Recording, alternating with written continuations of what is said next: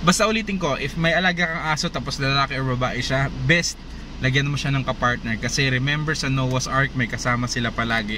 At nakikita mo yung joy ng aso dahil kasama niya yung kalahi niya. Now, papavet kami sa ADC. Pero hindi to ACDC na banda. So, vaccine na nila ni Chiquita. Pinayagan naman tayo ni Doc na ka-schoolmate ko sa CLSU. So, punta tayo sa vet.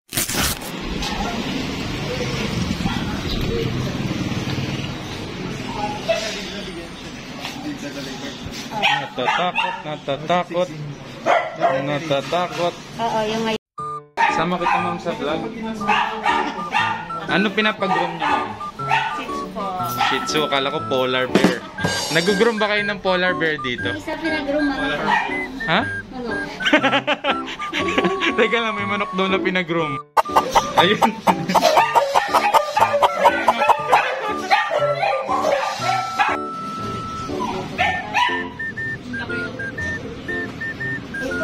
Malaki na nga siya.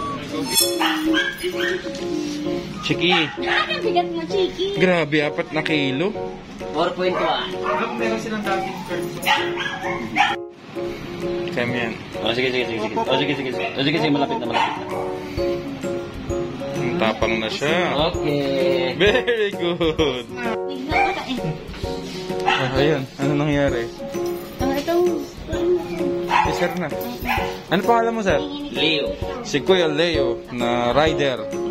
At may alagang manok.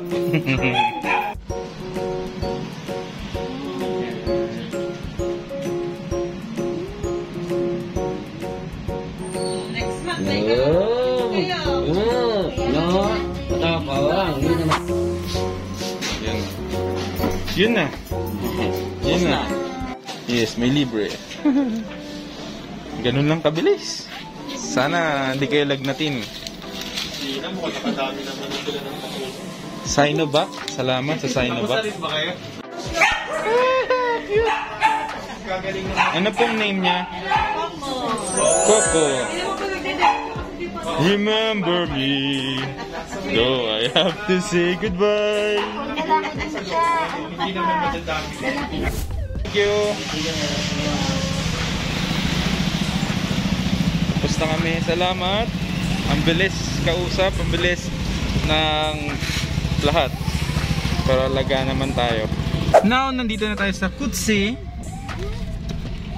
Ayan, mukha namang kinaya nila yung bakuna.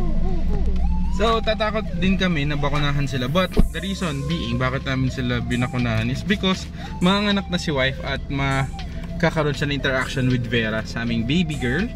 So, best na proteksyonan.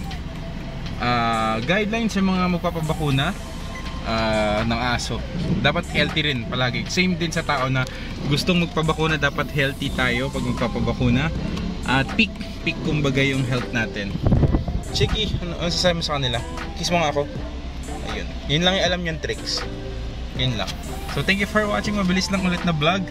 So, abangan nyo kung meron kayong tanong tungkol sa Chihuahua. Try ko lang nag-post ng mga post namin sa mga dogs because yan, partner sila ng family. Basta ulitin ko, if may alaga kang aso tapos lalaki or babae siya, best lagyan mo siya ng kapartner. Kasi remember sa Noah's Ark, may kasama sila palagi. At nakikita mo yung joy ng aso dahil kasama niya yung kalahi niya. So, thank you for watching.